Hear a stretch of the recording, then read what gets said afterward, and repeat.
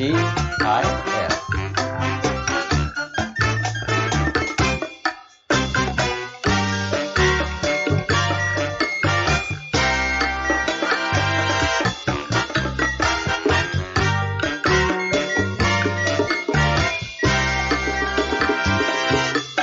Come on. Let's go big.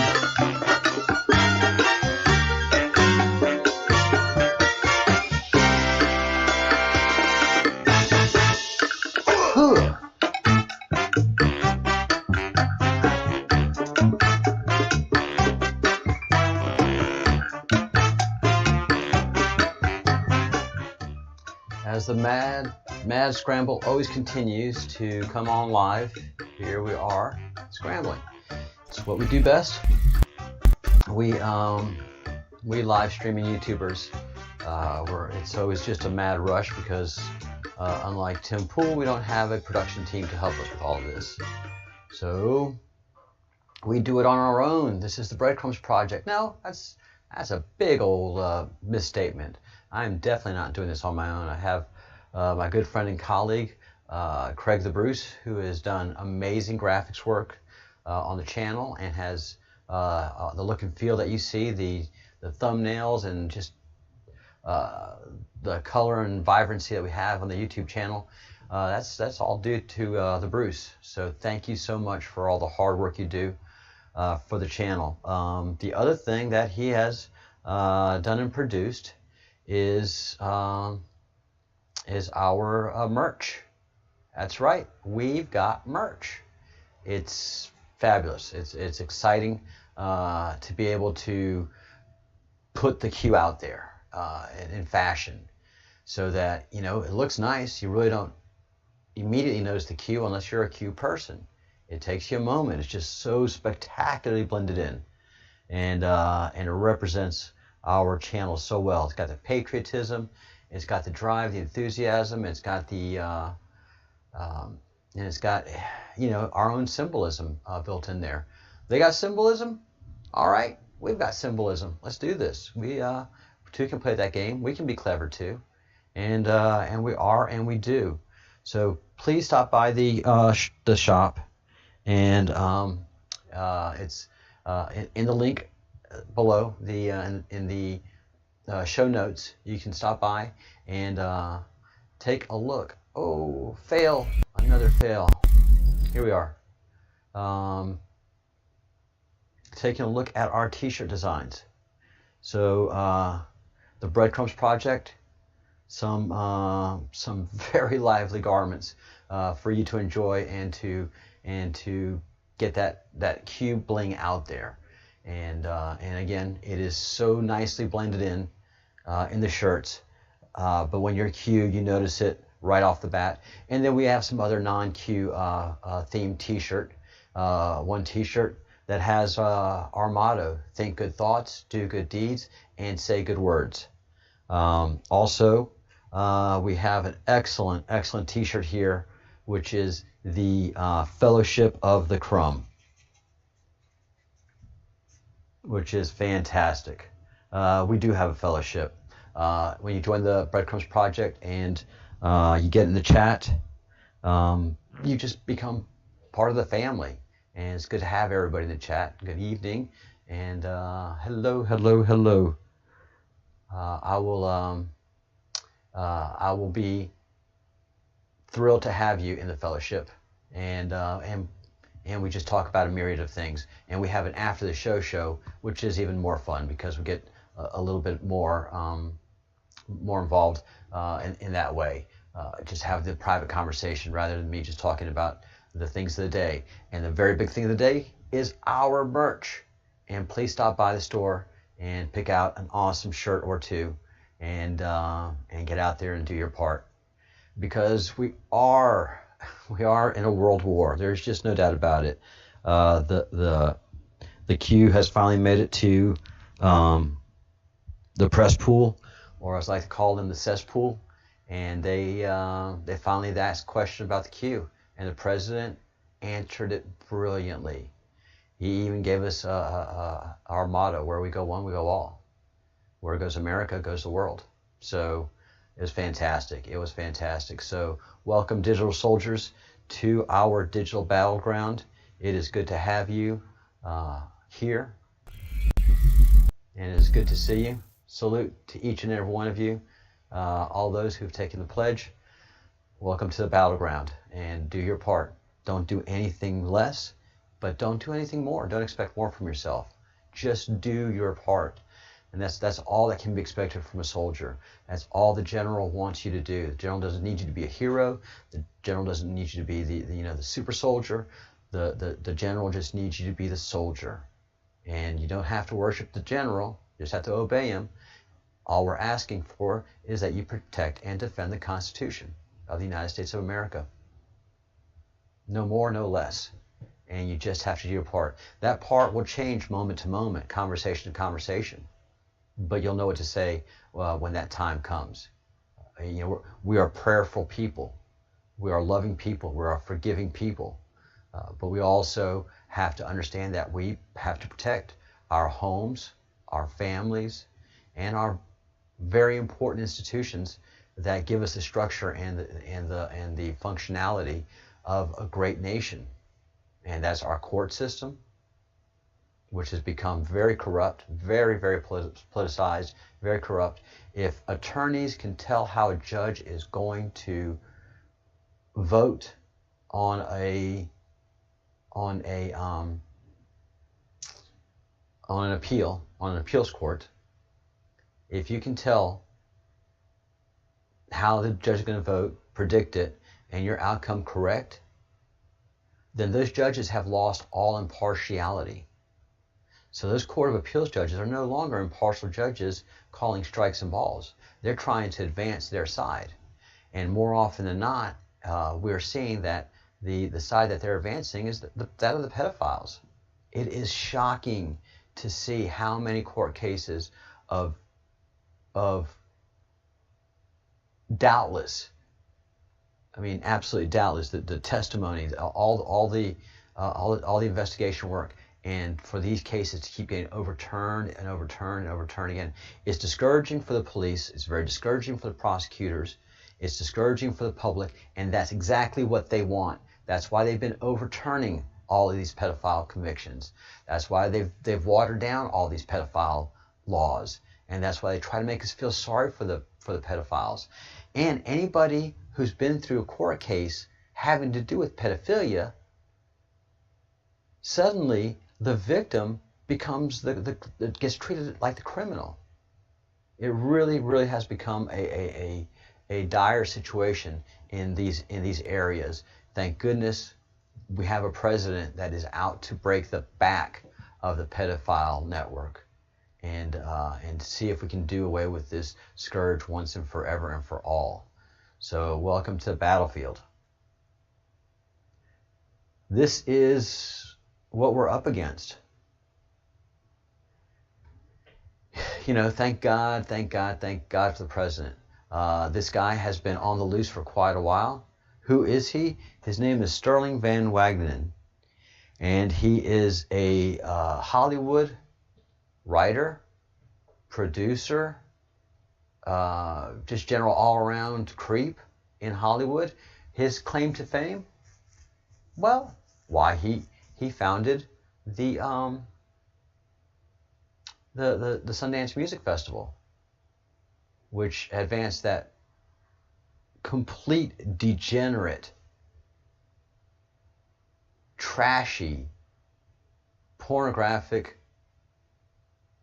pedophile movie called Cutie. And I'm not even going to bring up any scenes anymore. It's just so disturbing, and everybody, I think, has seen enough of it that you have to question, what adults taught these little girls those things that they were doing? Grabbing her chest and rubbing on like that, and the finger in the mouth, and thinking that they're so cool. What? Who taught them that? And this is a coming-of-age movie for girls.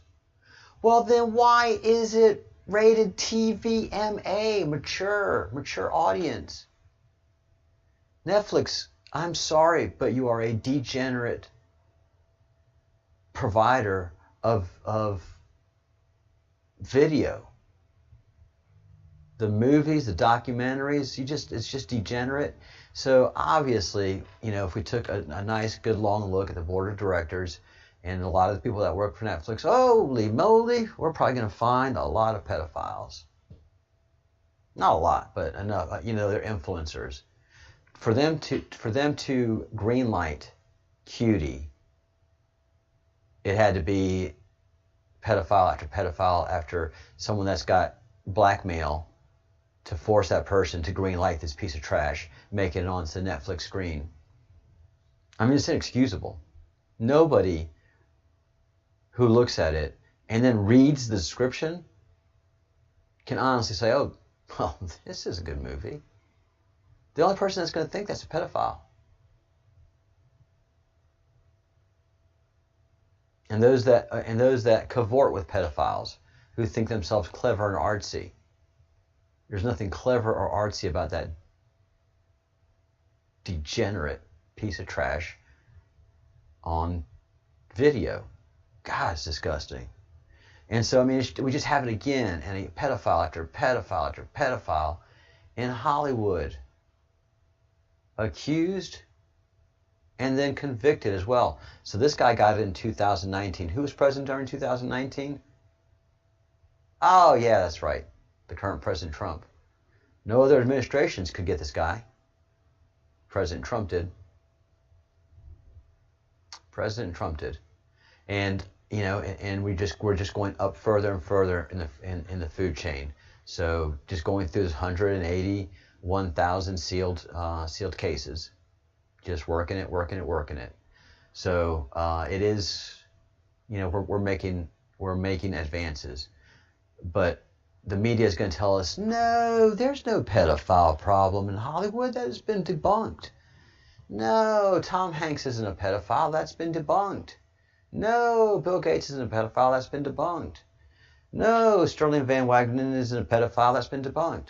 Oh, he's been convicted? It'll probably be overturned in a court of appeals. Because they know. They have control of this thing. Hopefully not for long. So that is exactly what we're up against. Like I said, he was co-founder of Sundance Film Festival, and he was born in Utah. There is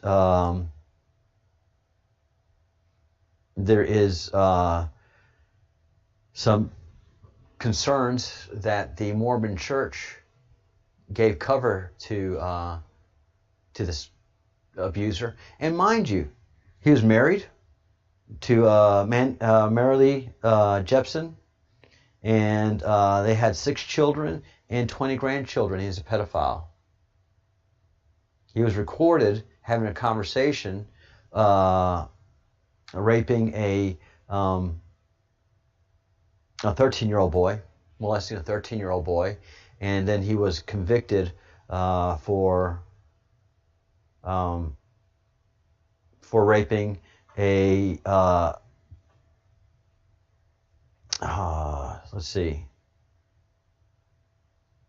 for molesting. They didn't give the age of the girl, but this was in between 2013 and 2015. So, and again, he was charged in April 2nd, 2019, and we don't know where exactly the proof came from, but I've got to say that it probably came from NSA files turned over to DOJ, because he pled straight up guilty. There was not a court case. So, good riddance to bad trash. All right, now Disney. There was a Risflex, Marissa of the channel Risflex, RISSFLEX, did a great deep dive into Disney Corporation and all the problems that it's had with pedophilia for many decades.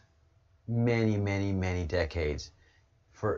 It's had pedophiles again and again and again working at the park, working in different divisions, working in the entertainment area.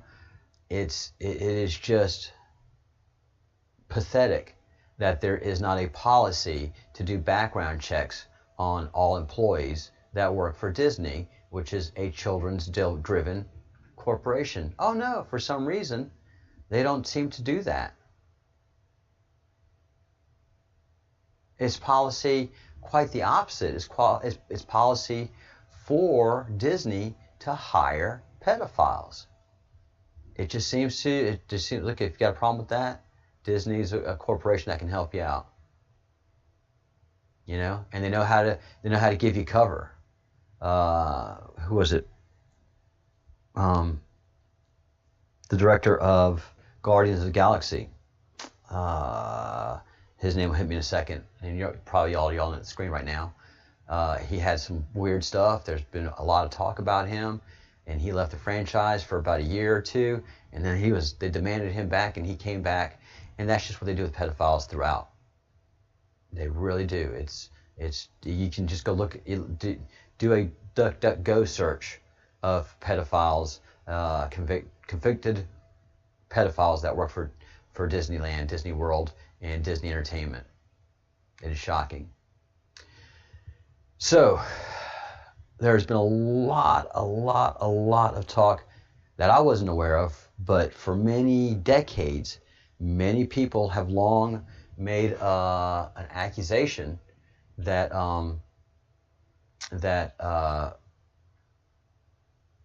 Disney himself was a pedophile.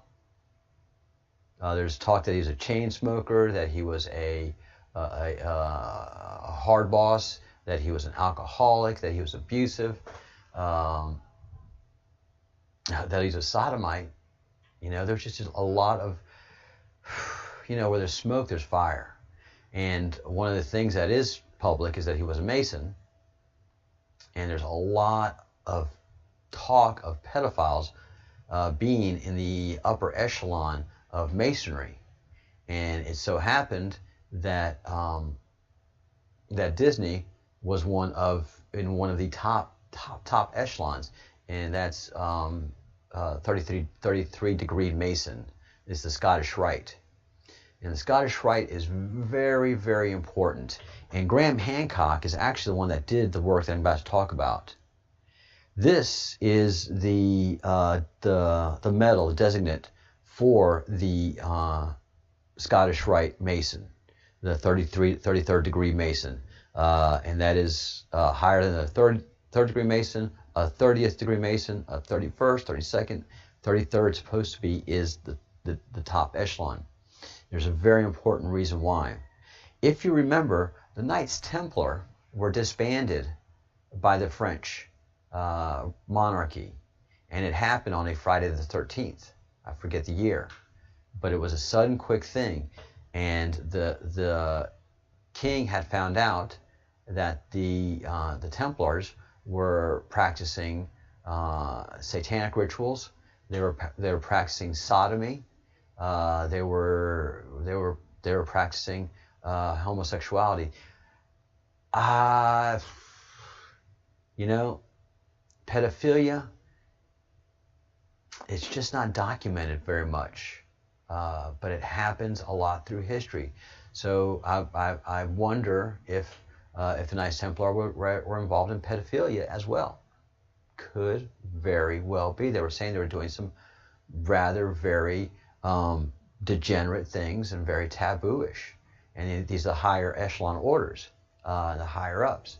And they were having to do some pretty homosexual things during their initiation. And this was to prove that they would do anything to be a Templar and never abandon their brethren in times of stress and battle. And so this medal for the 33rd degree of Knights Templar is splayed with the cross of the Knights Templar, the Knights Templar cross, which is a very unique. And this is the original one. This is not the one that that we see now, the modern one. There was the original cross, and then there was a redesigned cross that was submitted to the Pope when they became an official order under the Catholic Church. And so what happened is that when they were disbanded, many of the Templars fled. The Templars had an entire fleet of ships, of sailboats that traveled the world. They were the bankers of the world, and none of the ships were captured, and much of the treasure that the Templars had was evacuated. The royals and the people that captured Templars did not get a lot of the treasury. And so a lot of these Templars fled to different countries. One of the main countries that they were able to flee to and to land comfortably and to exist comfortably without persecution was Scotland. Because Scotland was at war with, I believe it was, the French. It was the 100 Years' War. So Great Britain was at war with the French, and so they were able to land in Scotland, a large contingent of them, and that's where they started the Masons. Graham Hancock did all the work. I didn't do all the work on this. The Masons started in Scotland, were established and formed in Scotland, and grew from there. And that's why the Scottish Rite is so important. And that's why the 33rd Mason has the symbology of the Knights Templar. I'm sure that's one of the big secrets of a 33rd Mason, is that we are born of the Knights Templar of old, and that is our foundation, and that is our legacy. And it also has some interesting symbolism that I'm not privy enough to go into, but I can tell you that it has the Knights Templar cross in this badge, and this speaks to the foundation of the Masonic order. So there you go. That is something that you probably did not know, and now you do, and you'll never be able to forget. So with this activity of Disney, and even, I mean, it gets to be obvious after a little while. So if we take a look at this picture, the art of Disney, we can see the 3 6s. 1, 2, 3. 3 6s. And then in the name of Disney, we see the 3 6s as well. 1, 2, and then 3 with a snake. The S is a snake. So to me, there's just no doubt that Disney Corporation, the higher echelons, are part of the satanic cabal, the cannibalistic pedophiles that run entertainment and run the Western world, and a good bit of the Asian world as well. But the 6s are in Disney. That's plain to see. And here in the art of Disney are the 6s. And this to me was very interesting as well. The Mickey stylized in the font of Disney, when you do what the Illuminati like to do, which is reverse letters, that is just, one of the Illuminati basics, you come up with wicked. So Mickey in the Illuminati reverse spells out wicked. Now I hate it. I hate it. I hate this. I hate this. I hate this. I wish this wasn't true. But, when you do your research, your eyes can't deceive you. I hate it. I don't want Disney to be satanic, but there it is. 3 6s in the Disney logo, and then you start playing with a lot of the font and wording, and It just starts to become apparent. And again, you tie in and you do research on all the pedophiles that have worked for Disney in the executive level, in the managerial level, in the entertainment side, in the attractions side, in the park itself. They should have a huge policy against it. Quite the opposite. They have a huge treasure trove of them being heavily involved in pedophilia. And so what does all this mean?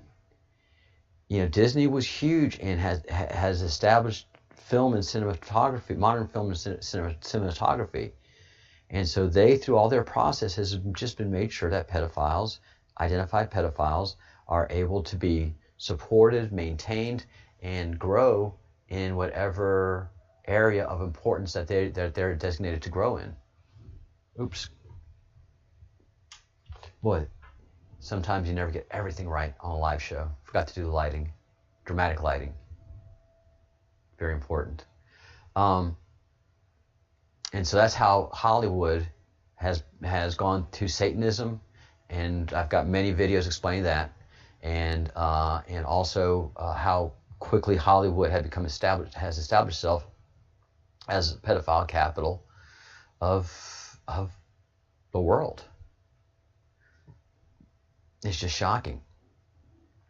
And so this is how we can see how Netflix started probably in a decent way, and then the pedophiles were put in areas of importance, became board members, became presidents, became key staffers in the company, and that's how a degenerate film piece such as Cutie was able to advance through all of the processes to become considered, then negotiated, purchased, and then ultimately put on the air. I mean, it went through a lot of reviews.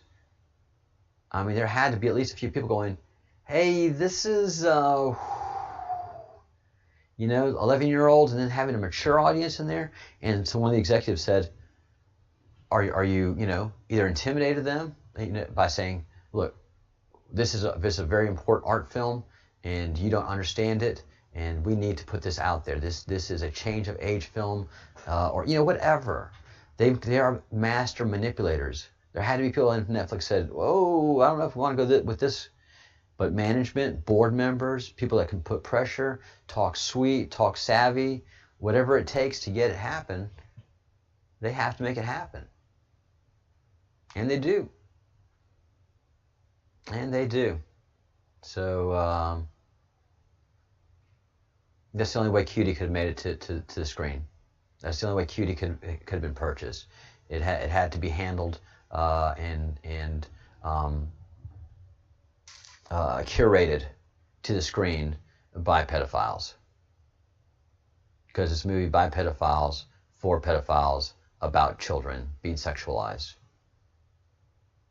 Most innocent children being sexualized. It's just so filthy. And then we get to the Obamas. The Obamas have a contract with Netflix. Netflix is paying the Obamas millions of dollars, and they haven't produced anything. This is just as dirty as the Clintons, which Steve Bannon is being investigated. Fine. Part of the gig. If he did anything wrong, he has to pay his price. But nobody, to our mind, in the Department of Justice, Southern District of New York especially, is doing an investigation of the Clinton Foundation, which has been screaming wrongdoing. And ever since Hillary has been lost and has lost her political clout, well, it's pretty much been disbanded. It's just a shell organization now, the Clinton Initiative.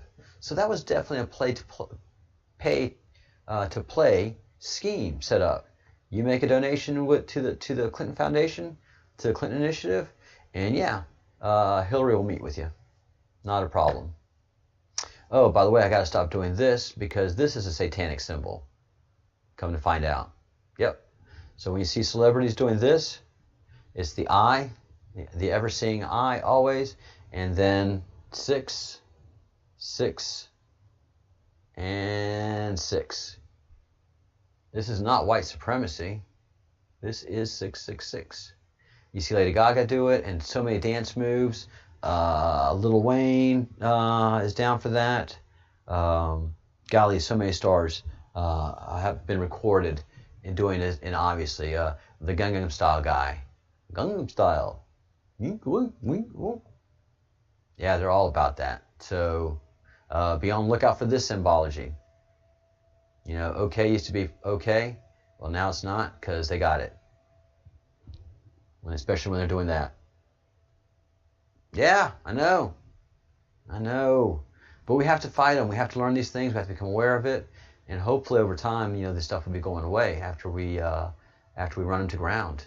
So it's important that we know these symbologies. It's important that we know their the way they communicate. So the whole thing with the Obamas, Netflix, Cutie, it stinks to high heaven.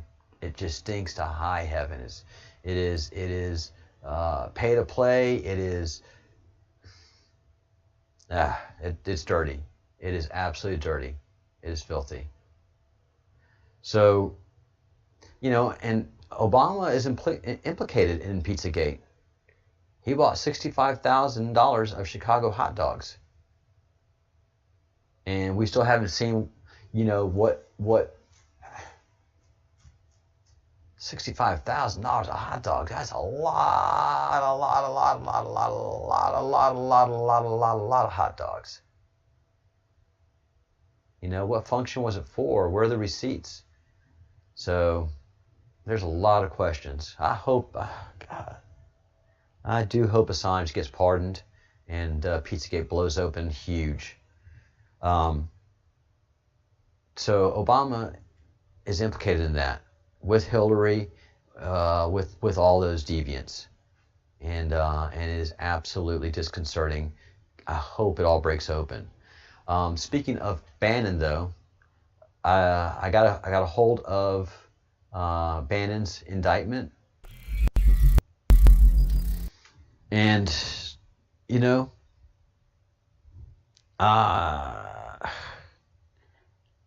except for breaking the word that we're not going to use money for salary when they started the thing, and to support the person that was running it. Well, that they should have moved that statement around, because they raised $25 million, guys. You can't be a part-timer and manage such an operation. And it looks like what Bannon and company did was try to find a way to pay the guy that was doing all this work without breaking that key promise. That key promise was broken, but I don't see a real law that was broken here. You can bet Clintons are guilty of this, and this goes to prove that there's a two-tiered system of law. That's what I'm so aggravated about. That's why I say that the Department of Justice is broken and corrupt, that the judiciary system is broken and corrupt, because there are two tiers of justice. There's justice for Clinton and Clinton Democrats, and then there's justice for Republicans, period. They get the book thrown at them, as you can see by Judge Flynn and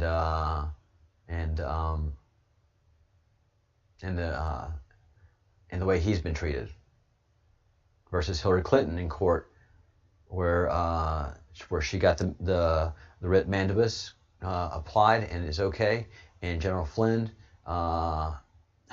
it's just a mess. But in reading this, you just don't see a real there. Did they move money around? All right.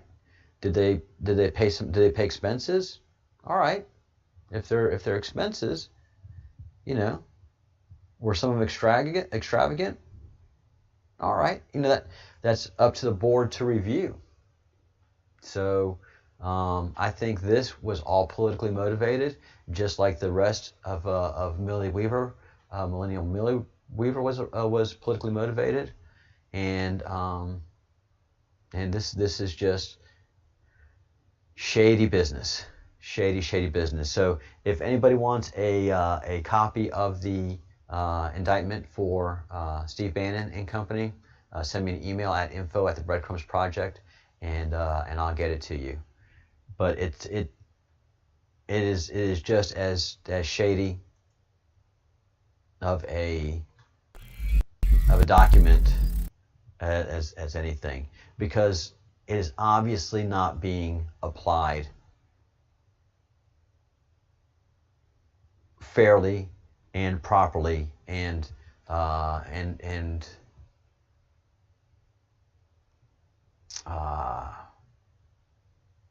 would you say? Because I mean, the Justice Department is not supposed to be choosing sides. Impartiality. Judges should not be ruling as a Democrat or as a Republican, as a liberal or as a conservative, as a constitutional or as a Marxist. A judge should just be impartial. That's the way the system is built, and that's the way it should be. You shouldn't have to worry about going in front of a judge as a D or an R. That judge has to, by oath, be impartial. And if you can tell the partiality of the judge and tell how they're going to vote before they render their votes solely based on what president appointed them and what political party they're affiliated to, it's not an impartial judge. It's not. There's not. So the Supreme Court, to me, is quite filthy and disgusting, because there's obviously conservative judges and liberal judges. So right off the bat, they don't have impartiality. They are not looking at the issue through the clear letter of the law and the Constitution.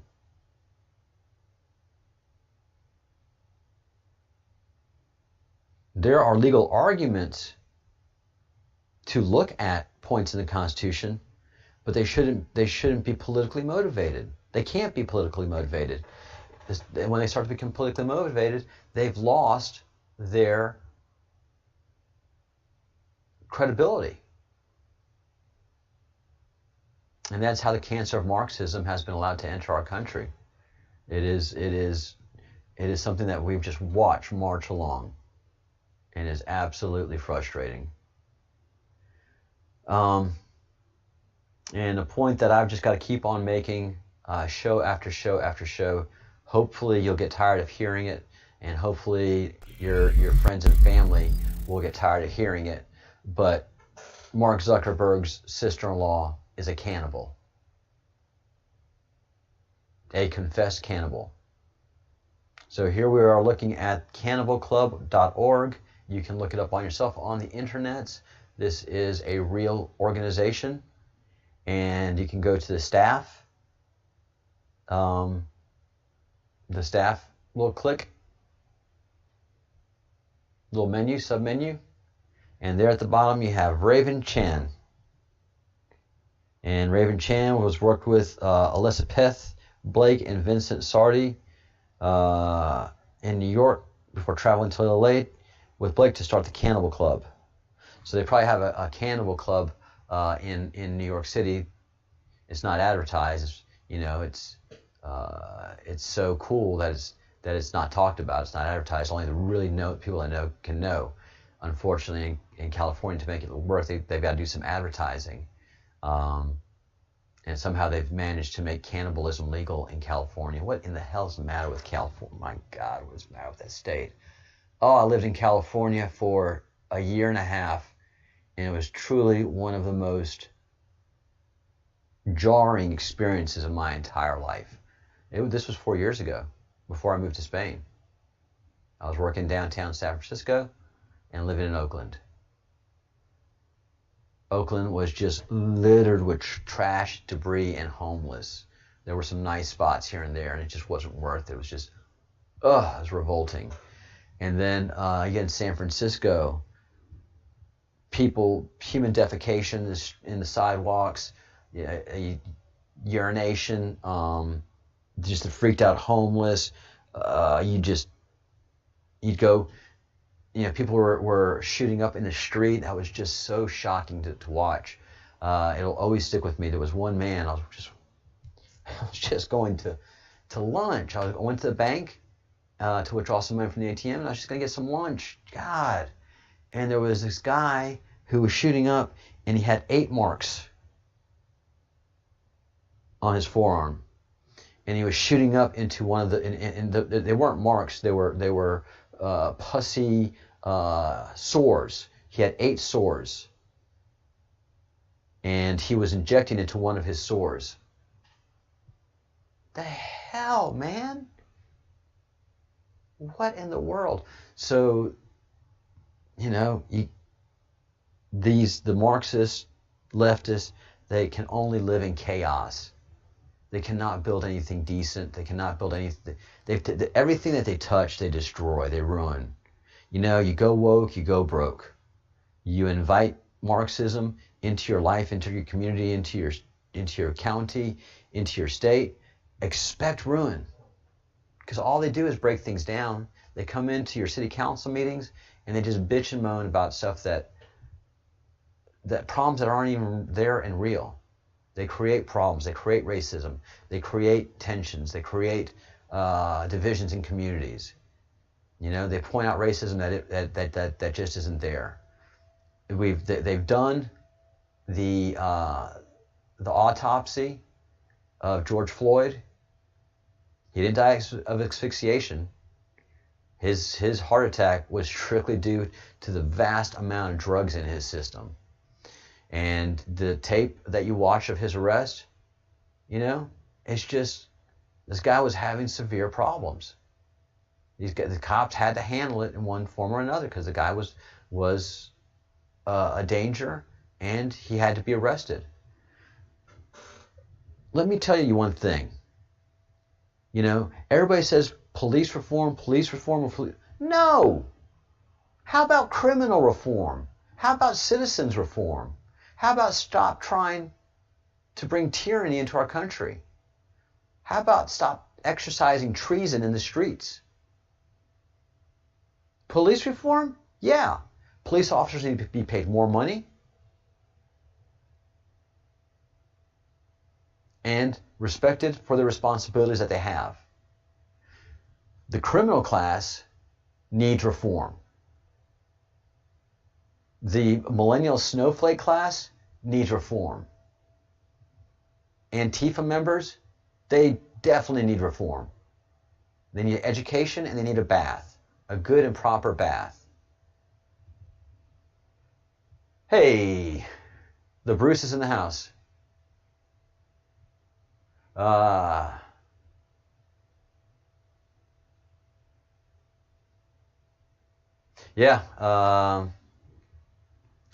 There's a treasure trove of emails between Obama and Hillary Clinton that were deleted, and the 30,000. And we don't know the 30,000. The actual number we don't know. We assume that they're being halfway honest when they said that there were 30,000 emails that involved Hillary and her daughter talking about yoga. Have you seen Hillary? Does she look like she's done 2 hours of yoga? Much less 30,000 emails worth? So, that was a complete lie and cover up. And God, she's not being prosecuted by the federal government for that either. Oh, that makes me so mad. And, but the NSA's got the emails. We've got the emails, Hillary. That's why you were arrested that day. That's why we see that tape of Hillary being arrested. Because we got the emails. We've got it all. They've got it all. We've got it all. We the people.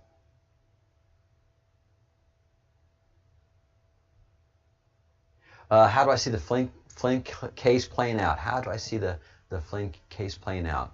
I have watched and listened to several attorneys, 2 of them being Viva Frei and Robert Barnes. Robert Barnes has had cases in front of this court, knows most of the judges, has had cases in front of most of the appellate judges that were en banc which means on the bench, and the complete bench of that Judicial Court of Appeals, and the Republicans are outvoted by the Democrats. That's not justice. That is political activism from the bench. You are being judged by political activists. It's such shit. But Robert Barnes noted that the chief judge, he's got a problem. He's got a problem. He has got to save the face of that court of appeals. Even though he's a Democrat and appointed by a Democrat, he was appointed by Bill Clinton way back before Bill Clinton started playing with the radicals. So the chief judge of that Court of Appeals is almost a moderate, as close to a moderate from a Democrat as going to get. So he sees his problem. The way out of this, I think, is what Judge Sullivan has done, and he has made himself a member and a party to the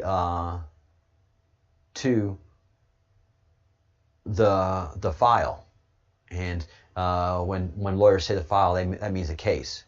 So suddenly, by getting a friendly lawyer to argue for not closing the case, even though the Department of Justice is not going to prosecute it, the judge is attempting to prosecute the case.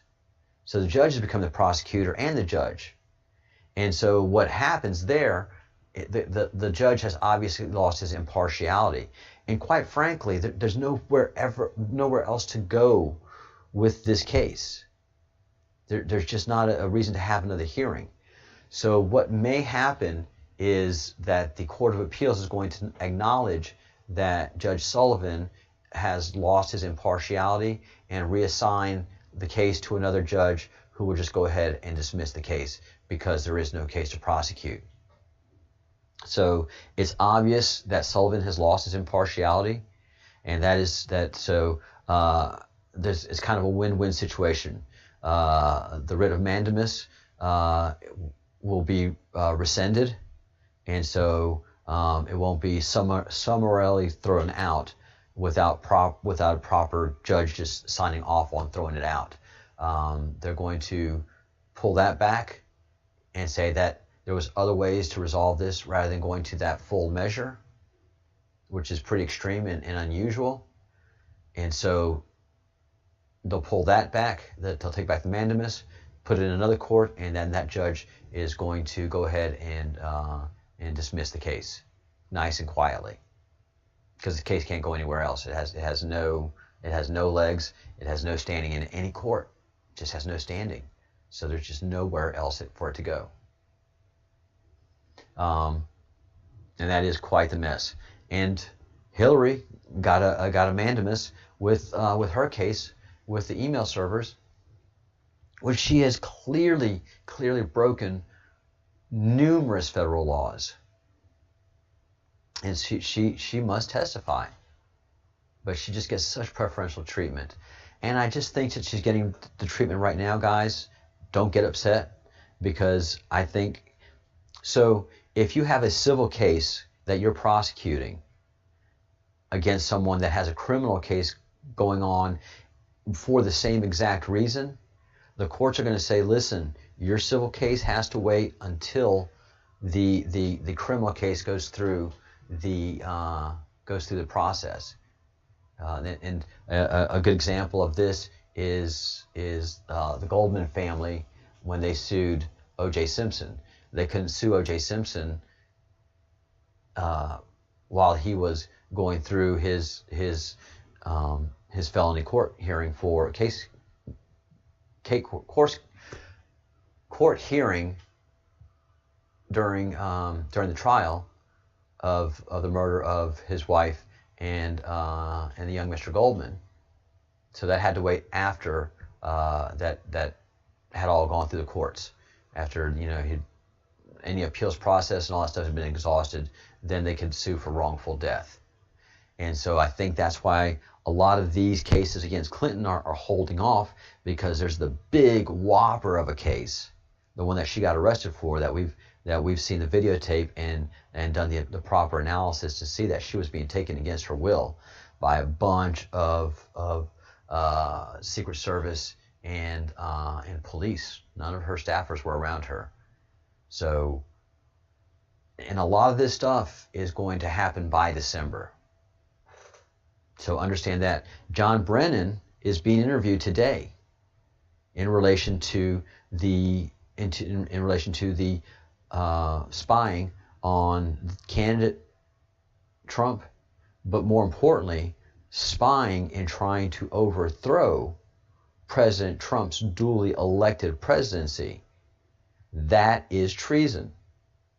So we've got the guilty plea from Kevin Kleinsmith, and with that guilty plea, his story can move forward in the investigation. And then they've already gone and rolled up the people.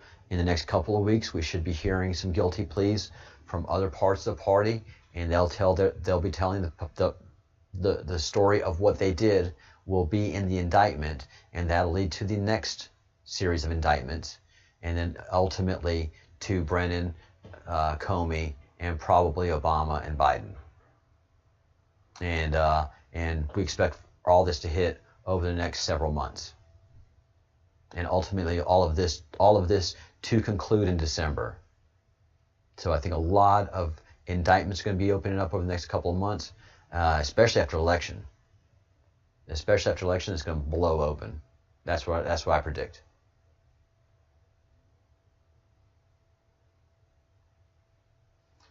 Where do you think we would be now if Flynn wasn't taken out of the game?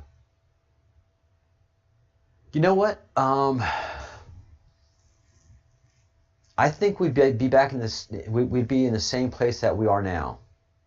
I think all of the pedophiles that we've arrested and that we're prosecuting and that we have sealed indictments for, and this 181,000 indictments would be the same.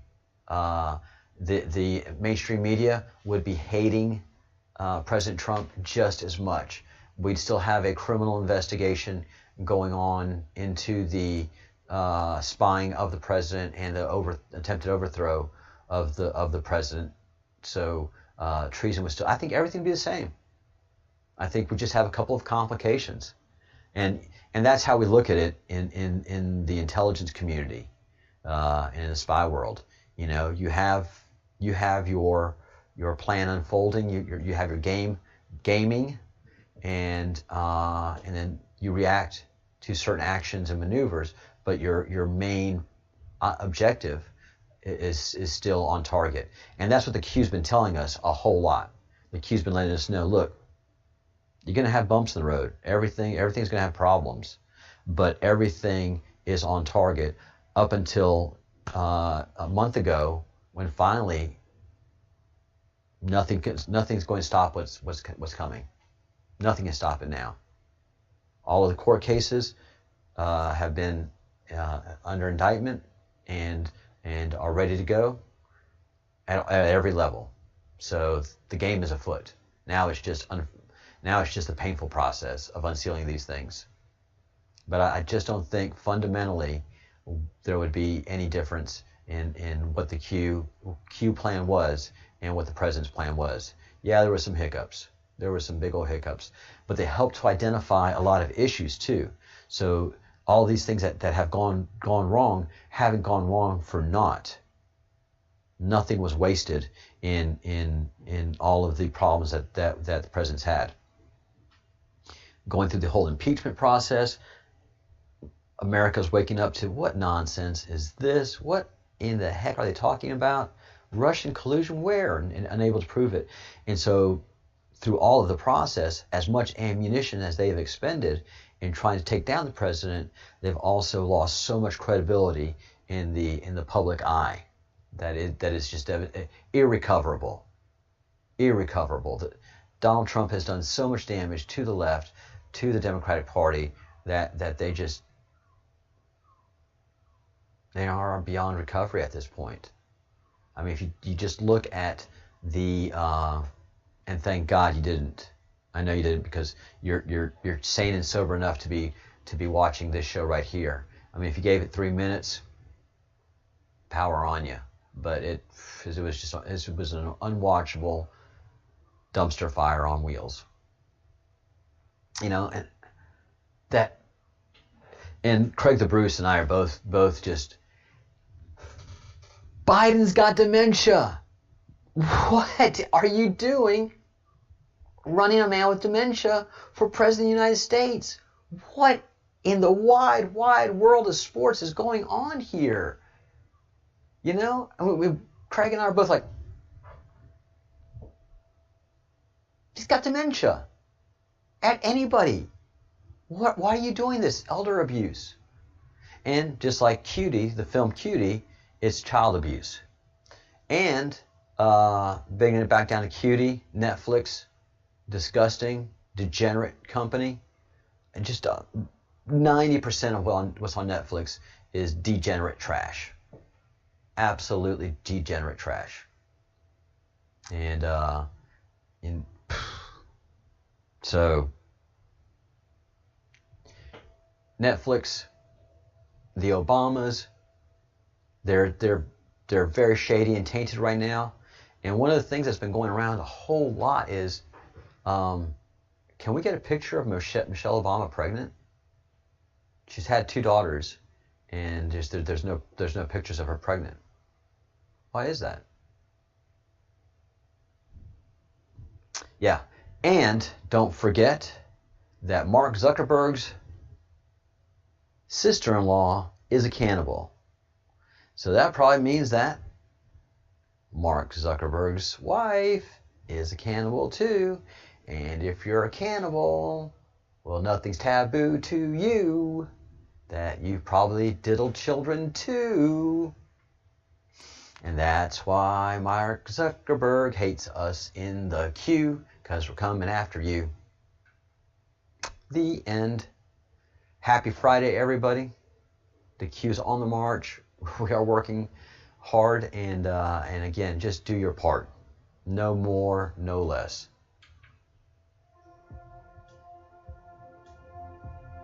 All right, it's Friday. Have a great evening. We're going to do a after the show, Craig. So Craig the Bruce, get ready, and I'll send out email invites. And it'll probably be about 15-20 minutes from now when I bring the show up. So anybody who wants to join us in the chat right now or in the after the show, please join us. It is $1.99 a month, very inexpensive, and definitely worth the time and interest. Hit the like button. Please subscribe to the channel if you haven't yet. I need your help to get the word out. And those thumbs up and the subscribers help feed the algorithm. Please do have a great Friday. Think good thoughts, do good deeds, say good words. And if you haven't subscribed yet, there's going to be a subscribe button pop up right here.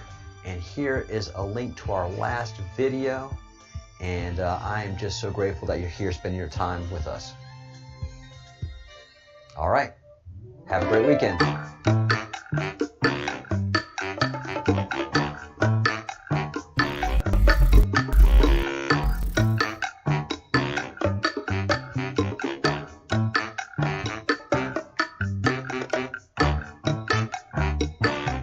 Oh yeah, no videos tomorrow.